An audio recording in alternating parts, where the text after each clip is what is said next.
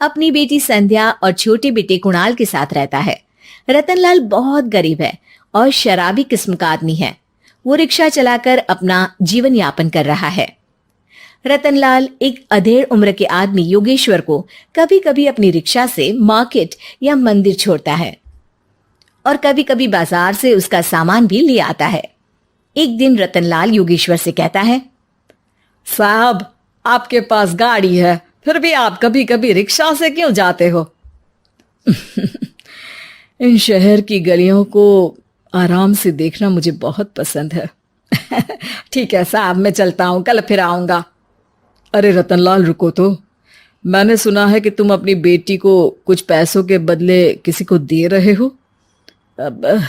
अभी किसी को बेचे नहीं तो क्या करे साहब। एक छोटा बेटा है, उसको पढ़ाना भी है, उसकी देखभाल भी करनी है, और अगर मैं बेटी को घर में रखूंगा तो उसकी शादी कैसे करूंगा साहब। तुमको कितने पैसे मिल रहे हैं? अब 50,000 साहब। देखो, मैं तुमको पूरे 20 लाख रुपए देता हूँ। तुम अपनी बेटी संध्या को मुझे दे दो। हैं?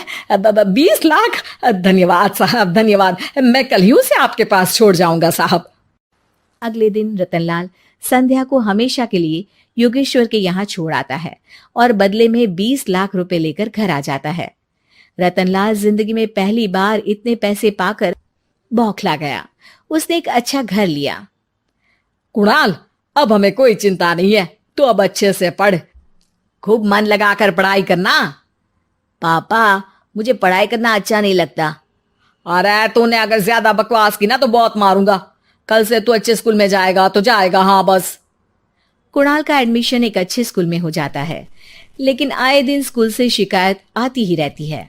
10 साल बाद एक दिन प्रिंसिपल मैडम रतनलाल को स्कूल में बुलाती है। रतनलाल, आपका बेटा कुणाल बहुत आवारा हो गया है और ये बिल्कुल भी पढ़ाई नहीं करता है, बल्कि उसका दिमाग गलत कामों में जा रहा है। अब मैं उससे बात करूंगा मैडम। ठीक है, आज ये आखिरी मौका है, अगली बार तो मैं उसे स्कूल से ही बाहर निकाल दूंगी। रतनलाल घर आ जाता है और कुणाल से कहता है, कुणाल बेटा, मैं तुम्हारे ऊपर इतना पैसा लगा रहा हूं, फिर भी तुम स्कूल में सही से क्यों नहीं पढ़ते हो?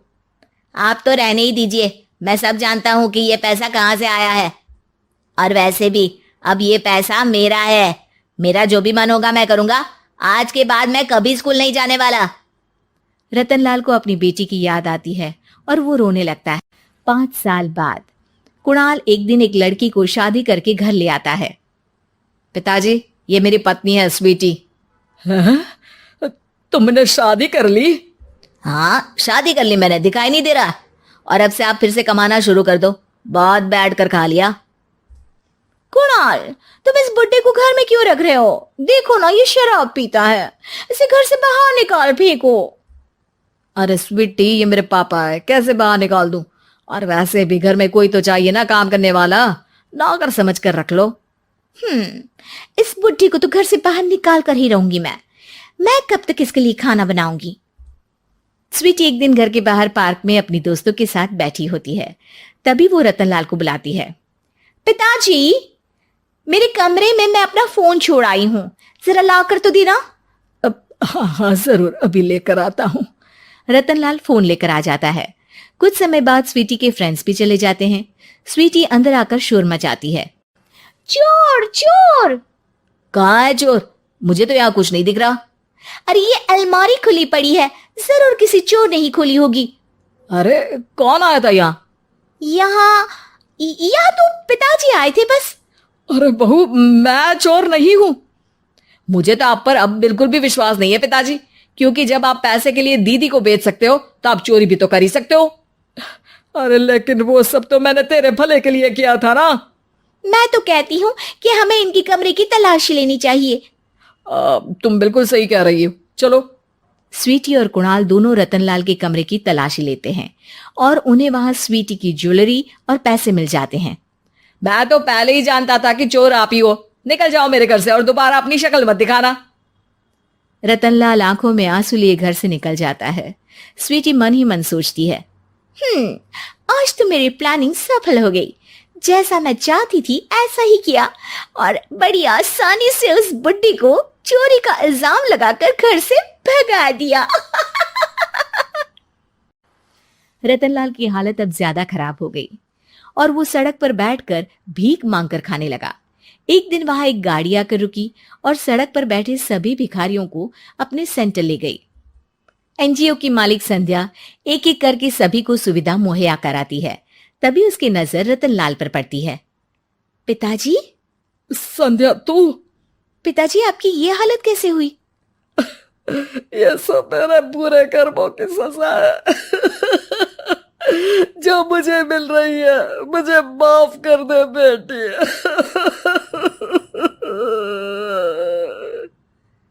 पिताजी, मैं आप पर बिल्कुल भी गुस्सा नहीं हूं, क्योंकि आपने मुझे यहाँ भेजकर अच्छा ही किया। मेरी जिंदगी बदल गई। लेकिन ये सब हुआ कैसे बेटा? आप ये नए कपड़े पहनो, तब तक मैं योगेश्वर अंकल को बुला कर लाती हूँ। योगेश्वर अंकल? हाँ अंकल। योगेश्वर जी ने तुझसे शादी नहीं की थी? नहीं तो पापा, उन्होंने तो मुझे पढ़ा लिखा कर इस काबिल बनाया है कि मैं आज सबकी सेवा कर पा रही हूँ। रतनलाल पश्चाताप करके रोता रहता है। तभी योगेश्वर भी वहां आ जाता है। रतनलाल जी, आपकी ये हालत कैसे हुई? इतने सारे पैसों के बावजूद भी? क्योंकि मैंने बेटे और बेटी में भेदभाव किया था। लेकिन आपने ये कैसे किया? मुझे ये जानना है, बताइए। सालों पहले जब संध्या छोटी थी, तब मैंने एक बार एक आदमी से तुम्हें बात करते हुए सुना था, जो कुछ पैसों में संध्या को तुमसे खरीद कर शादी करना चाहता था। मैं उस समय एनजीओ में बच्चों के लिए ही काम कर रहा था और मैं किसी भी लड़की की जिंदगी खराब होते नहीं देख सकता था।